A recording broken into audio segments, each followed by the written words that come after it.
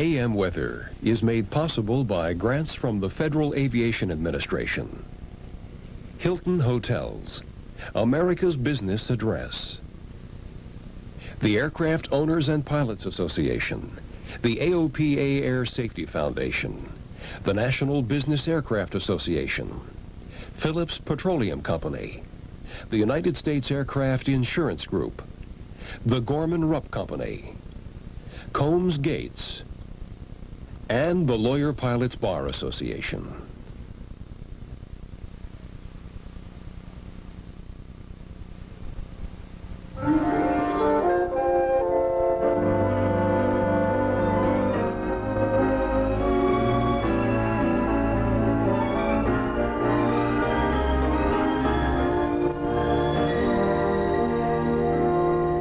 Good Friday morning, everybody, and welcome to AM Weather. I'm Carl Weiss. And I'm Joan Von Ahn. Well, it was a very quiet day around the country weather-wise for the first day of the new month of October. Skies were mostly sunny for much of the nation, except for a few scattered showers through parts of the upper Midwest and over southern Florida. Over to this morning's national map, we find that those early afternoon showers were mostly scattered over the upper Ohio Valley and, as I mentioned, along the south coast of Florida. Temperatures were cool for the eastern part of the country with fair skies in the wake of the cold front.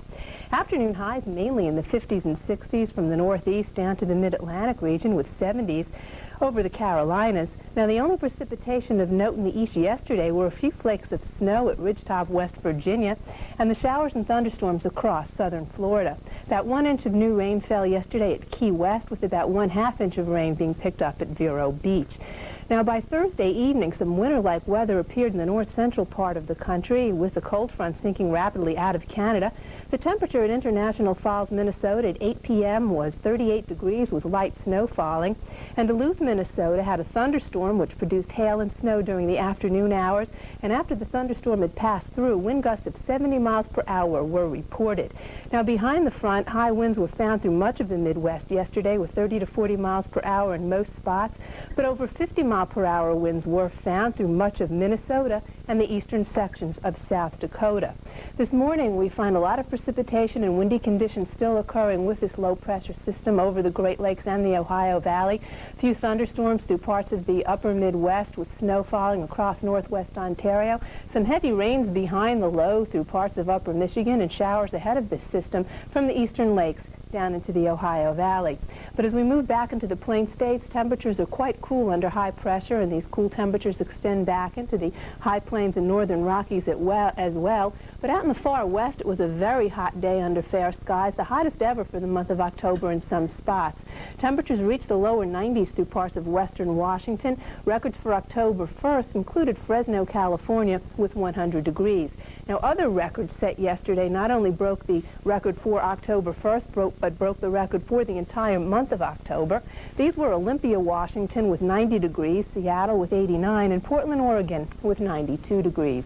Well, that takes care of Friday morning's national map, and Carl on satellite, you get a real good look at that front as it moves southward out of Canada. And that front system over the lakes and the subtropical jet down along the Gulf Coast. Generally, from the Plain States on eastward, wind speeds are running 50 to 100 knots, while entering the northern plains, even stronger winds in the dark orange shading, a little bit more than 100 knots. Coming up next is Weather Watch, and for the full story, let's get back over to Joan. We'll start Weather Watch early this Friday morning along the Atlantic coast, where small craft advisories are flying from the Merrimack River in Massachusetts to Virginia Beach, Virginia, including all bays, sounds, and harbors. Winds are south to southwest from 5 to 30 knots with seas from 4 to 8 feet. Up to the Great Lakes, storm warnings are up on Lake Erie, east of Fairport Harbor to Ripley, New York for southwest winds from 45 to 55 knots. Gale warnings are up from Maumee Bay to Fairport Harbor for southwest winds from 30 to 40 knots. On Lake Ontario, gale warnings are up for southwest winds, also from 30 to 40 knots, with small craft advisories up on the St. Lawrence River above St. Regis. Winds are southwest from 10 to 20 knots. Gale warnings are necessary on Lake Huron and Lake St. Clair, winds southwest 30 to 40 knots.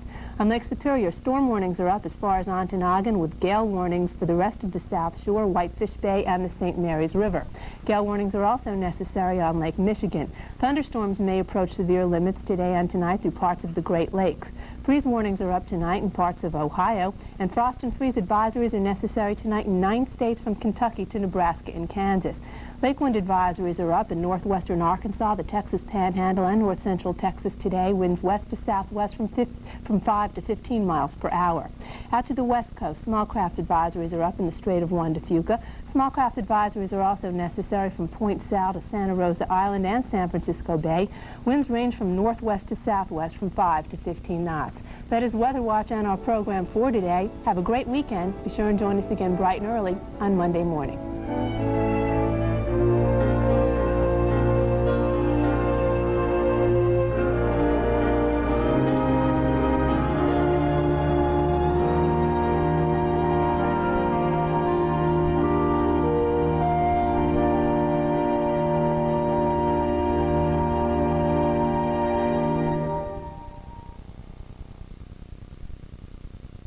AM weather is made possible by grants from the Federal Aviation Administration.